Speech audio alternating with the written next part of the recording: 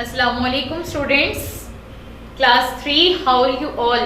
I hope you all are good and taking care of yourself at your homes. बेटे देखिए आप weather आजकल कितना स्ट्रिक्ट है, बहुत हार्ड है, तो आप जो है अपना ख्याल रखा करें, अपने घरों में रहा करें, मम्मा का कहना माना करें, स्वेटर्स और गर्म कपड़े यूज़ किया करें और आइसक्रीम वगैरह से अवॉइड किया करें। तभी बेटे आप जो है हम आपको इतनी लर्निंग करवाते हैं उसकी आप स्टडीज़ करेंगे। तो बेटे class 3 students, we are going to start your science subject. It's your lecture number 3।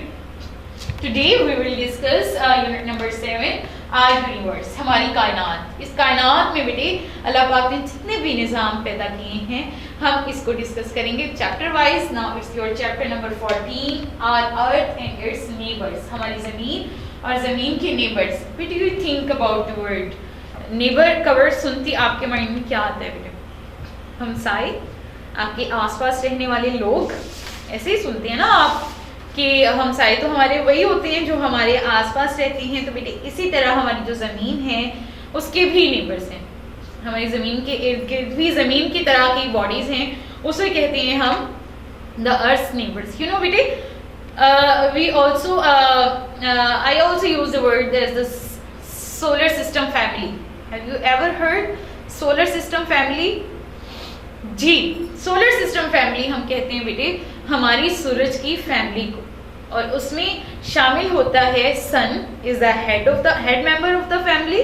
यानी सन क्या है बेटे? वो बॉडी है जिसके इर्द गिर्द उसकी डिफरेंट फैमिली मेंबर्स जो हैं वो रह रही हैं।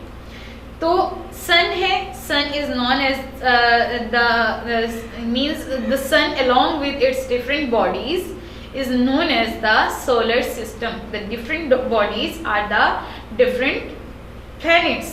Our earth is the planet. हम कहते हैं बेटे हमारी ज़मीन और ज़मीन के इर्द गिर्द कौन कौन से प्लैनेट्स मौजूद हैं वो हैं अर्थ के नेबर्स। तो बेटे इस चैप्टर में हम डिस्कस करेंगे the SLOs of your chapter. The student learning outcomes of this chapter is learn about the solar system, rotation and revolution of the earth, information about the astronomers and their discoveries. Astronomers जो expert होते हैं skies को different studies करने में, stars को, solar system को discuss करने के लिए स्पेशलिस्ट होते हैं। They are called as the astronomers, माहिर फल्कियात, और उनकी डिस्कवरीज को इस चैप्टर में हम डिस्कस करेंगे। सो बेटे this chapter is gonna very interesting for you. आप डिस्कस करेंगे आप जिस अर्थ में रहते हैं उसकी शेप क्या है, उस कितने कैसे रोटेट करती है, कैसे घूमती है, और अपने नेबर्स के इर्द गिर्द कैसे सर्वाइव करती है, सूरज से कितनी दूर है। तो बेटे first of all there is the warm up exercise on your book page number 101। Find out and write the names of a neighbouring, एक नेबरिंग टाउन का नेम राइट करना है आपने, कंट्री, स्टेट और कॉन्टिनेंट। ये आपने वार्म अप एक्टिविटी अपने self से राइट कर लेनी है with the help of your elder, your father, your mother और any tutor to whom you want to help them.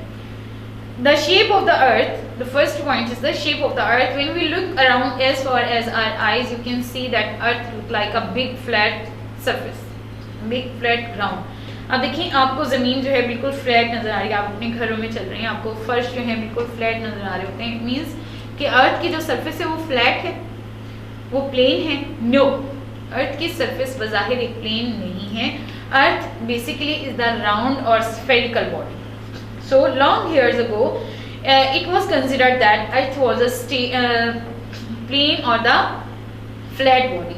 बहुत टाइम पहले, हमसे पहले लोग जो पढ़े लिखे नहीं होते, जो रिसर्च वर्क नहीं करते थे, वो तो हमारी तरह हम जैसे हम देखते हैं कि फर्श बिल्कुल फ्लैट है, हम ग्राउंड्स में खेलने जाते हैं, ग्राउंड्स बिल्कुल फ्लैट हैं, तो so they consider that earth is the flat और द प्लेन बॉडी। तो they were afraid of traveling to far off places because they thought they might fall off the edges of the earth. After that ये जो है वो study किया गया कि ज़मीन जो है वो एक राउंड और स्फेरिकल बॉडी है, और लोग जो है इस पर सफ़र करने से डरने लगे कि हो सकता है ज़मीन के किसी किनारे पर जाकर, वो राउंड है ना, जैसे एक फुटबॉल है, जैसे एक बॉल है, उस पर आप कितनी देर खुद को स्टे कर सकते हैं, कितनी देर खुद को स्टेबल कर सकते हैं। हम एज्यूम करते हैं कि हम गिर जाएंगे, क्योंकि वो राउंड है। इसी तरह लोग जो हैं वो दूर दूर के ट्रैवल करने से अफ्रेड थे, डरते थे कि हम कहीं किसी एज पर जाकर गिर ना जाए। Hundreds of years ago sellers discover that if they sailed on in one direction they came back to the same point where they had started their journey. Sellers बेटे जो लोग ये कश्तियों में सफ़र करते थे, तो इन्होंने क्या सर्च किया कि जब ये अपना जर्नी स्टार्ट करती हैं और बहुत लंबा जर्नी करती हैं तो वापस एक पॉइंट पर आ जाते हैं। तो ऐसा क्यों है? This was possible only if the earth was round. अगर वो वापस अपनी सेम प्लेस पर आ जाती हैं काफ़ी सफ़र करने के बाद सेलर्स, तो ऐसा क्यों है? इसकी रीज़न सिर्फ यही है that earth is the round body, ठीक है। वो अपना साइकिल जैसे कंप्लीट करते हैं तो वापस एक पॉइंट पर आ जाते हैं। This was possible only if the earth was round, so they concluded that earth is the round object. तो उस वक्त उन्होंने कंक्लूड किया कि अर्थ एक राउंड बॉडी है। अब human beings travel to space and looked at the earth from thousands of kilometres up in the sky, they found it to be a round body floating in the sky. अब जब human beings जो हैं, इस बात को prove किया गया बेटे, ह्यूमन बींग्स जब अपनी रिसर्च वर्क के लिए स्पेस में जा रहे हैं तो स्पेस से जब देखते हैं तो ज़मीन वाकई में एक राउंड बॉडी जो है वो नजर आई उन्हें, जो फ्लॉट कर रही है in the sky. Space means float कर रही है। The photographs taken by them also showed that earth is a round. अगर आप इस फोटोग्राफ को देखें, आपके बुक पेज नंबर 102 पर है बेटे, open up your books along with you. तो यहाँ देखिए ये फोटोग्राफ उन्होंने जो है वो स्काई में जब वो सैटेलाइट्स के थ्रू गए, ट्रैवल किया, तो देखा कि ज़मीन एक वाकई में राउंड बॉडी है जो इस तरह से नजर आ रही है। From the ground the earth appears flat to us because it is a huge body and at any given time we can see only a very small part of its surface। यानी कि हमें ज़मीन से ज़मीन पर खड़े होकर अगर हम ज़मीन को देखें तो हमें फ्लैट क्यों नज़र आती है? क्योंकि एक बहुत ह्यूज बॉडी है, बड़ी बॉडी है, और जहाँ तक हमारी नज़र की अप्रोच होती है तो हम इसका बहुत कम हिस्सा देख पाते हैं, तो हमें फील नहीं होता that it's a round body. Now we will move towards our next topic is the Earth's neighbors। ज़मीन के neighbors क्या हैं? तो जैसे मैंने आपको बताया that we have a complete solar family। Solar family में sun is the head member of the family, और उसके इर्द गिर्द उसके remaining rest of the family members हैं, like our earth and different types of other planets. So there are 8 members in the except of sun there are 8 members of the solar system family and 8 members are the different planets। अगर आप अपने solar system को देखें, आपके page number 102 पर ही मौजूद है। तो सन है, सन के इर्द गिर्द जो बॉडीज रिवॉल्व कर रही हैं उनमें आता है Mercury, Venus, Earth, Mars, Jupiter, Saturn, Uranus, Neptune. तो बेटे ये टोटल जो है वो 9 प्लैनेट्स हैं। ये 9 प्लैनेट्स हैं, बट नाउ अडेज सोलर सिस्टम में 8 प्लैनेट्स जो हैं वो रिवॉल्व कर रहे हैं सन के अराउंड, बिकॉज जैसे हमने सुना है कि अर्थ की ग्रेविटी होती है, gravity is a power of attraction जिसकी हेल्प से ज़मीन हर चीज़ को अपने सेंटर की तरफ जो है वो अट्रैक्ट करती है, is known as the gravitational power of the earth. इसी तरह बेटे there is also the gravitational attraction of the sun too. तो जो नेपच्यून है 9th planet, it goes out from that circle. ये सन की ग्रेविटी से जो है आउट हो गया बेटे।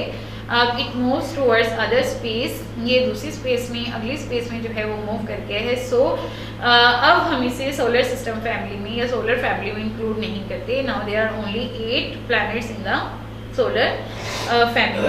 So बेटे our earth is not alone in the space, in fact it's a part of the family called the solar system। The sun is the head of this family, the earth and the 7 other large bodies are the members of the solar system, including earth there are 8 members and except of earth there are 7 members।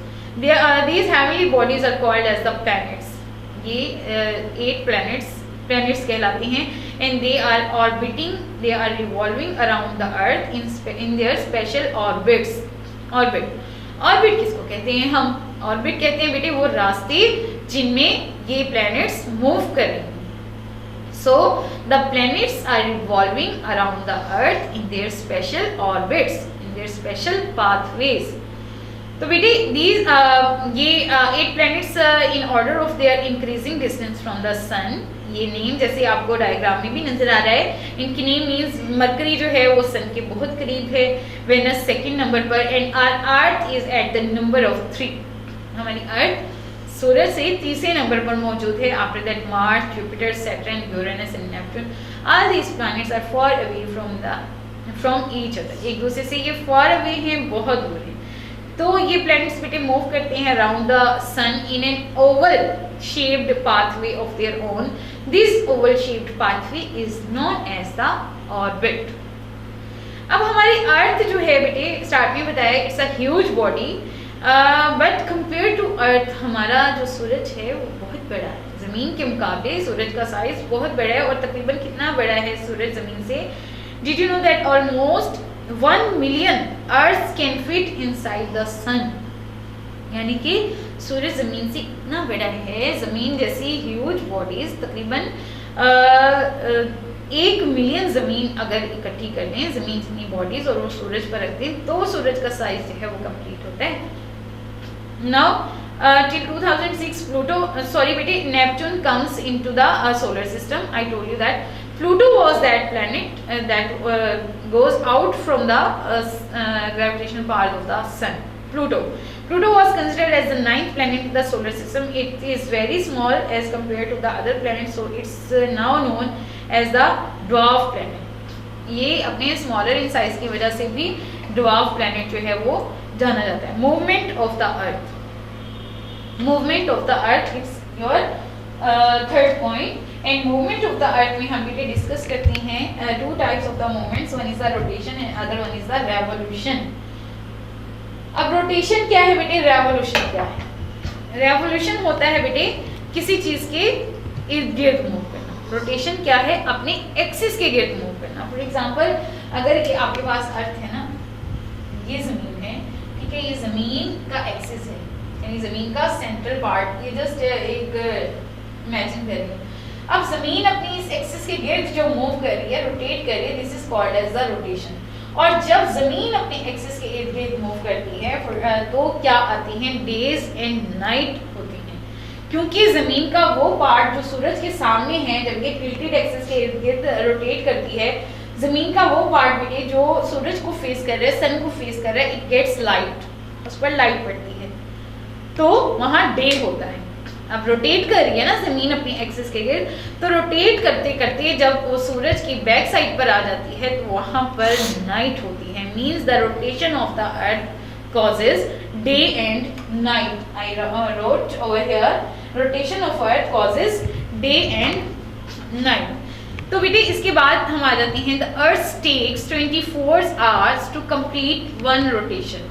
अब जमीन जो है एक rotation complete करने के लिए अपने axis के गिर्द एक रोटेशन कंप्लीट करने का टाइम जो है वो 24 आवर्स है। अगर हम डेज एंड नाइट की बात करते हैं तो 24 आवर में एक डे और एक नाइट आ जाती है ना, तो मीन्स 24 आवर में वो सन को फेस और सन की जो ऑपोजिट साइड होती है वहाँ डे और नाइट होते हैं, और earth complete its rotation in 24 hours. Next topic is the revolution. Revolution जैसे मैंने स्टार्ट में पढ़े, that earth revolve around the sun in their special pathways are known as the orbits. अब बेटे अर्थ जो है वो do not only rotate on its axis, it also moves around the sun in a fixed circular path. Fixed circular oval path is called as the orbit. The movement of the earth around the sun is called as the revolution, and the time taken by the earth to complete its 1 revolution is 365 and 1/4 days. यानी almost 1 year जो है एक साल में जमीन सूरज के गिर्द अपना एक चक्कर कंप्लीट करती है। अंडरस्टैंड बच्चे? और रोटेशन कितने टाइम में कंप्लीट करती है? 24 आवर्स में। नाउ बेटे the topic we will discuss is sun, moon, stars and constellations. Sun के बारे तो आपको पता है, sun is the huge body. Moon क्या है? जमीन के गिर्द जो मूव करती है बॉडी, उसे हम मून कहते हैं। इसके अलावा भी डिफरेंट सैटेलाइट्स होती हैं। अब उसमें मून जो है वो नेचुरली अकरिंग सैटेलाइट में आ जाते हैं। फिर स्टार्स एंड देन कॉन्स्टेलेशन। अब बेटे हम डिस्कस करते हैं what is sun. Sun is the star. So I use the word planet for earth अब जितनी बॉडीज सन के इर्द गिर्द रिवॉल्व कर रही हैं they are known as the planets. Okay बेटे, अब सन क्या है? Sun is the star and stars are what? Stars are the big burning balls of fire. So means सूरज को अगर आप देखें, sun gives us heat and light, it is just because of the burning fire. Okay, but sun is the star. It's a huge ball of fire. It has its own heat and light. sun की अपनी heat और light होती है. The planets in the solar system orbit around the sun. It is the nearest star to the earth. ये जमीन के करीब पाए जाने वाला सबसे करीब स्टार है। आप देखें हमें आसमान पर कितने ढेर सारे स्टार्स नजर आते हैं। अब उन स्टार में जो सबसे करीब स्टार है हमारे वो है सन। ठीक है, it gives us heat and light and it is our main source of energy, means heat and light. The moon, अब मून क्या है बेटे? मैंने आपसे कहा है जमीन के इर्द गिर्द बहुत सी बॉडीज जो है वो मूव करती हैं, different types of rock particles भी मूव करती हैं। इसके अलावा आर्टिफिशियली सैटेलाइट्स जो हम ज़मीन से भेजते हैं वो भी ज़मीन की ग्रेविटी में आकर जो है ज़मीन के इर्द गिर्द रिवॉल्व करना स्टार्ट करते हैं। कुछ सैटेलाइट्स जो हैं बेटे आर्टिफिशियली जो हम सेंड करते हैं इनटू द स्पेस, और कुछ ऐसे सैटेलाइट्स जो नेचुरली अल्लाह पाक ने बनाया ना, तो ये नेचुरली रिवॉल्विंग सैटेलाइट कहलाता है ज़मीन के इर्द गिर्द जो घूमता है। The moon is heavenly object that moves around the earth. A body that moves around a planet is known as the satellite. अब वो बॉडी जो किसी प्लेनेट के इर्द गिर्द मूव करती है is called as the satellite. The moon is the natural satellite of the earth. And moon also rotates on its axis. जैसे बेटी अर्थ अपनी एक्सिस पर मूव करती है, इसी तरह मून भी अपनी एक्सिस पर मूव करता है, और it complete its rotation in almost 29.5 days.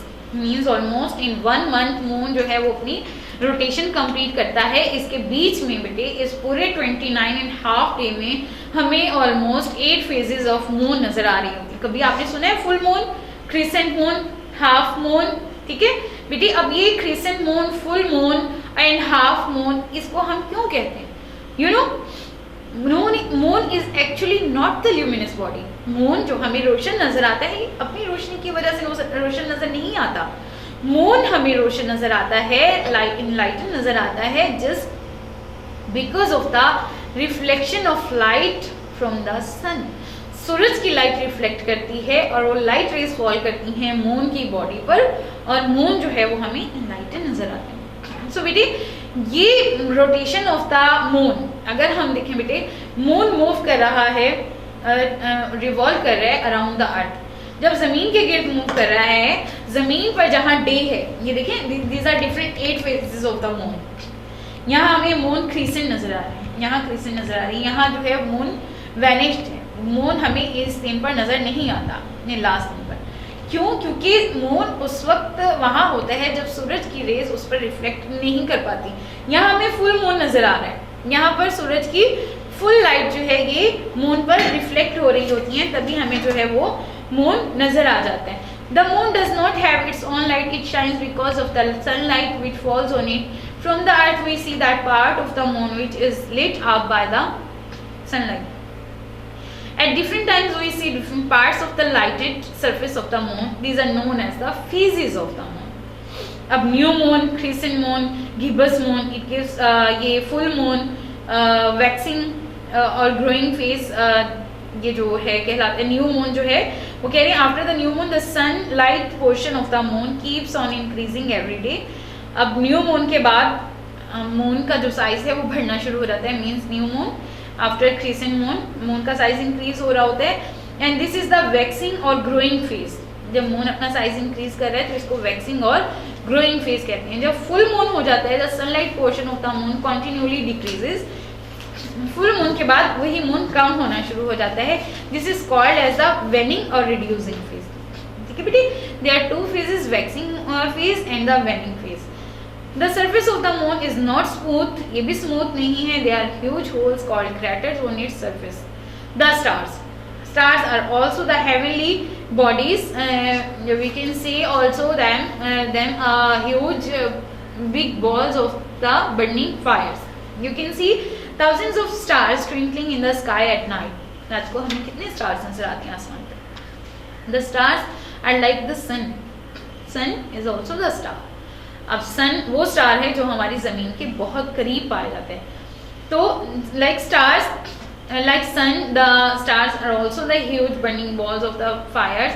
We can't see the stars during the day because of the bright light of the sun.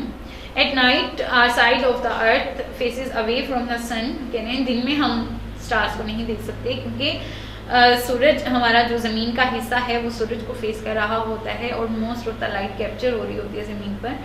तो इस वजह से हमें स्टार्स की लाइट नज़र नहीं आ रही थी, जबकि रात को हम जिस पार्ट पर होते हैं ज़मीन के वो सूरज की ऑपोजिट साइड पर होता है, तो हमें स्टार्स की जो है वो लाइट विजिबल हो रही होती है। In the darkest we are able to see the stars. Constellations, constellations बेटे कैसे कहते हैं? आपने कभी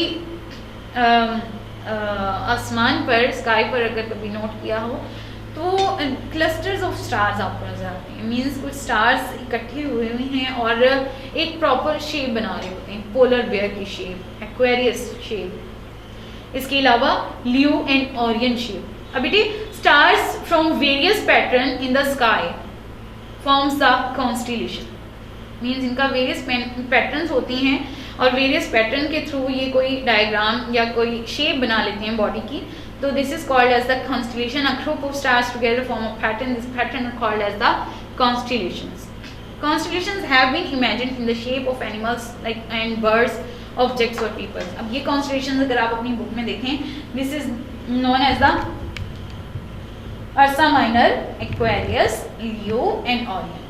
अब ये टाइप्स, ये स्टार्स देखें आप, ये स्टार मिल रहे हैं और एक पोलर बेयर की शेप जो है वो बना रही है। एक्वेरियस ये देख लें बन रही है किसी ह्यूमन बीइंग लाइक ऐसे sitting animal, sitting living being है। ये लियो है, ये भी एक शेप में बना रहा है और ये ओरियन जो है ये एक शेप बना रहे हैं जिसमें तीर कमान के साथ जो है वो बॉडी नजर आ रही है। Studying the sky. अब एस्ट्रोनॉमर्स, लास्ट पॉइंट है आपका information about astronomers and discoveries and their discoveries. So scientist who study heavenly bodies present in the space like stars, planets, moons are called as the astronomers. The stars and the planets can be seen in much larger size and more clearly through an instrument called telescope. अब ये stars और space में बेटे जितनी भी heavenly bodies हैं, moon है, sun है, planets हैं, इनको देखने के लिए हम जो instrument use करते हैं that is called as the telescope. Galileo Galilei is an Italian scientist. अब गैलीलियो जो है वो साइंटिस्ट हैं बेटे जिन्होंने फर्स्ट टाइम टेलीस्कोप को डिस्कवर किया। He made several important discoveries about the sun, moon and planets. जब उसने देखा टेलीस्कोप के थ्रू तो उसको बहुत कुछ पता चला ये कि ज़मीन जो है वो सूरज से कितना दूर है, ज़मीन की सरफेस कैसी है, मून की सरफेस कैसी है, फ्लैट नहीं है, स्मूथ नहीं है, क्रैटर्स हैं यहाँ पर। इसके अलावा सन को डिस्कवर किया कि सन ज़मीन से बहुत दूर है and it is the burning ball of fire. So next is the Pythagoras was also the famous Greek philosophers and mathematicians who taught in the late 6th century BC. He made some important contributions in the field of science, music and astronomy. Pythagoras developed a thesis about the relation between three sides of the right angle. This is properly known as the Pythagorean theorem. ये भी scientist था बेटे जिसने खुद भी जो है astronomy पर रिसर्च की और बहुत सी डिस्कवरीज दी। इसके साथ ही आपका बेटे ये एंड हुआ चैप्टर नंबर 14। आपकी एक्सरसाइज, आपके वर्क पेजेस एक्सरसाइजेस में आप एक्सरसाइज ए बी पार्ट जो है वो बुक पर सॉल्व करेंगे। सी के जो आंसर्स हैं बेटे ये आप अपनी नोटबुक पर बहुत नीटली राइट करेंगे। और इसके साथ ही आपकी डायरी है बेटे, आपने अंडरस्टैंड करना है chapter number 14 and learn its all work pages. Exercise you also have to draw a solar system. आपने सोलर सिस्टम भी अपनी नोटबुक में जो है ड्रॉ करना है बेटे। आपका चैनल है यूट्यूब पर गिरजन स्कूल सिस्टम के नेम से, kindly like and subscribe that channel. यही वीडियो लेक्चर आपके चैनल पर भी अपलोड कर दिए जाते हैं। आपको कोई चीज़, कोई पॉइंट समझ नहीं आता, then you can comment over here, we will answer you. अपना बहुत ख्याल रखिएगा बेटे। Thank you so much. Allah हाफिज़।